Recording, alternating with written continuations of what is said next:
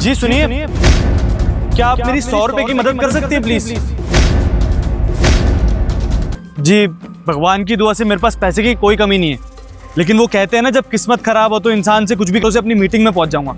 देखिए, मेरा बहुत बड़ा नुकसान हो जाएगा अगर मैं उस मीटिंग में नहीं गया। Please help me. देखिए साहब, सुबह से कुछ भी नहीं बिका है।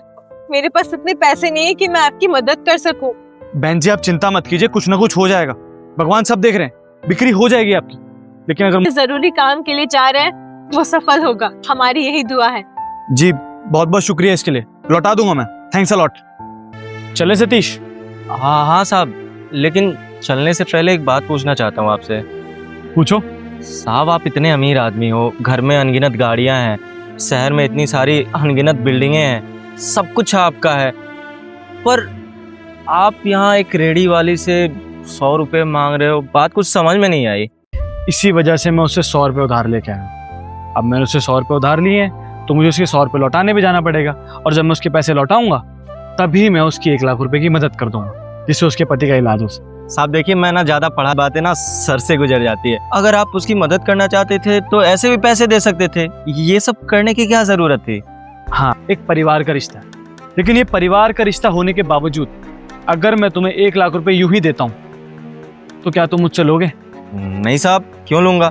और वैसे भी एग्जैक्टली सतीश, कुछ लोग ऐसे होते हैं जो घर बैठ के आराम से अपने बाप के पैसों पे ऐश करना चाहते हैं या फिर भीख मांगना चाहते हैं, और फिर कुछ लोग होते हैं तुम्हारे जैसे जो बहुत खुददार होते हैं, जिंदगी में मेहनत करके कमाना चाहते हैं। उनकी जिंदगी में चाहे कितनी भी बड़ी परेशानी आ जाए, वो लोग हमेशा अपनी मेहनत का ही चाहते हैं, कभी किसी का एहसान या फिर किसी की भीख नहीं चाहते।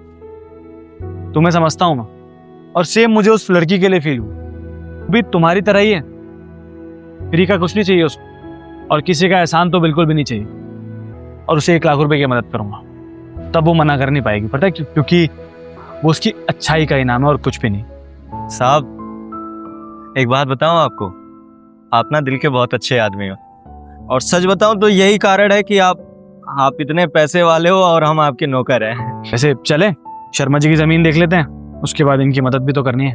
ठीक है साहब, चलिए। चल। साहब आप? हाँ, ये लीजिए आपके 100 रुपये। सतीश,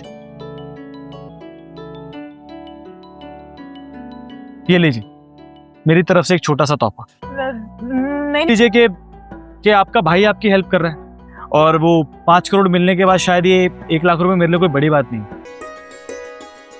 धन्यवाद साहब। आपको नहीं पता कि आपने मेरी कितनी बड़ी मदद करी है आज।